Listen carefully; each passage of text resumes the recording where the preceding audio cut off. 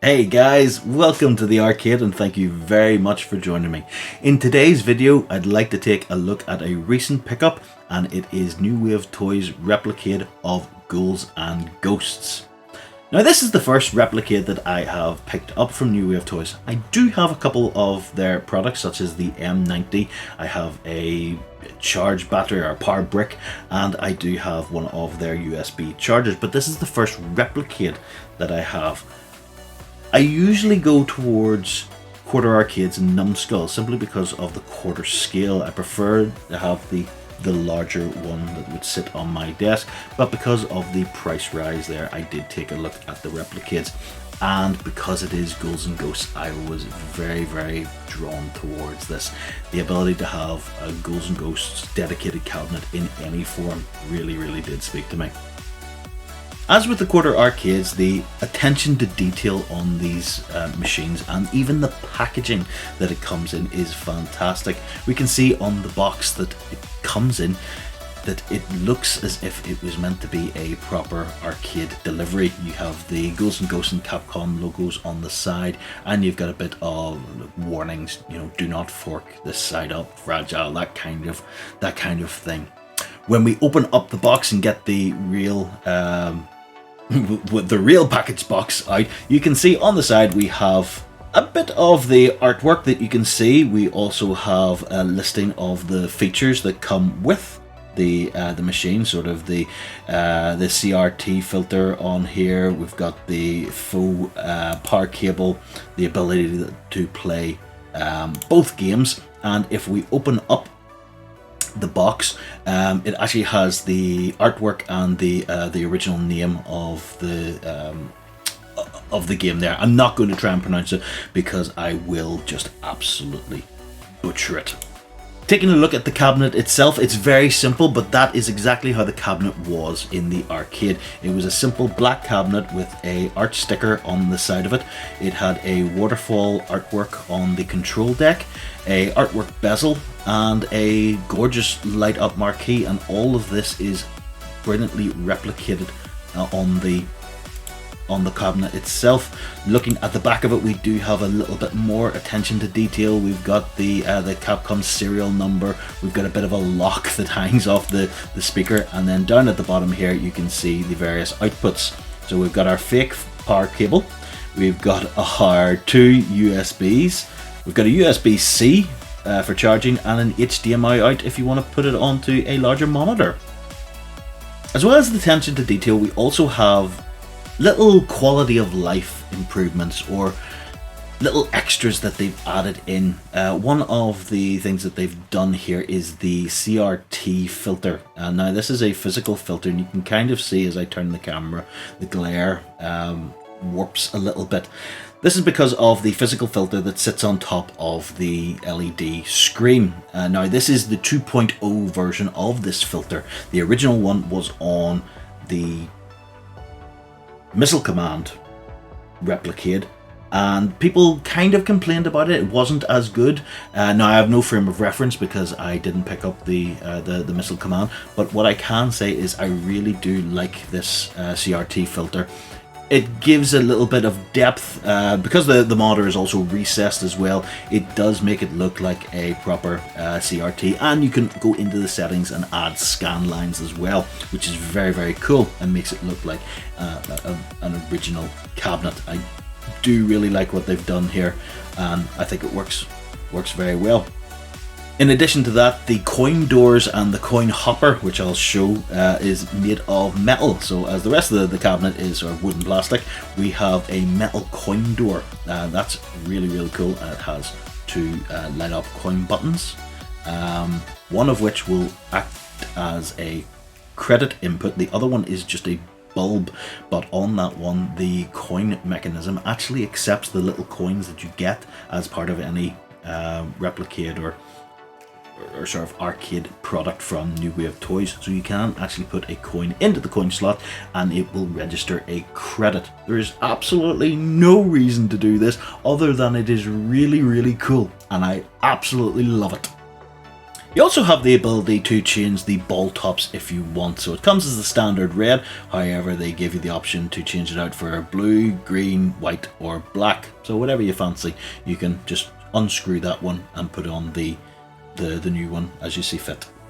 What I'll do now is I'll quickly try and show you what I'm talking about with the coins. So I do have big fat fingers, so you kind of have to be a little bit dexterous, but if I insert the coin into the coin slot here, you can see up on the screen it registered a credit for me, and that is so cool. And then this credit or this coin will fall down into our hopper at the bottom here. So if I can hook this little mechanism to pull out the hopper, you can see our coin has fallen down in there. How cool is that? I really do like this.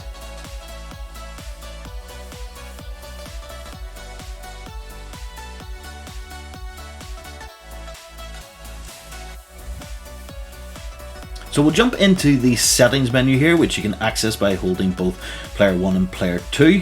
From within here, we have the ability to change the difficulty, the screen brightness, turn the marquee on or off, activate the Replicade scan lines, your starting lives, the bonuses, and the attract mode audio. I like that they've given these options. The scan lines, yes, give people the options. I personally don't really like them. I think it takes away from the attraction of it. I like to see the screen as sort of clearly as possible.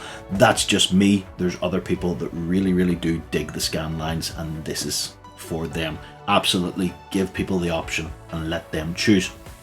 You also have the ability to change the game selection in here. This is because it will run both games. Whichever version of this Replicade you bought, either the Ghouls and Ghosts or the Ghosts and Goblins, it can run both games, and they are running the arcade ROMs, which is really cool. So expect it to be a difficult game. Show you quickly here that the wireless control, or sorry, the wired controller works in the USB. So all I've done is just plug in an Xbox controller. Apologies that it's a wee bit hard to film and control at the same time, but you should just be able to see me moving Arthur on screen.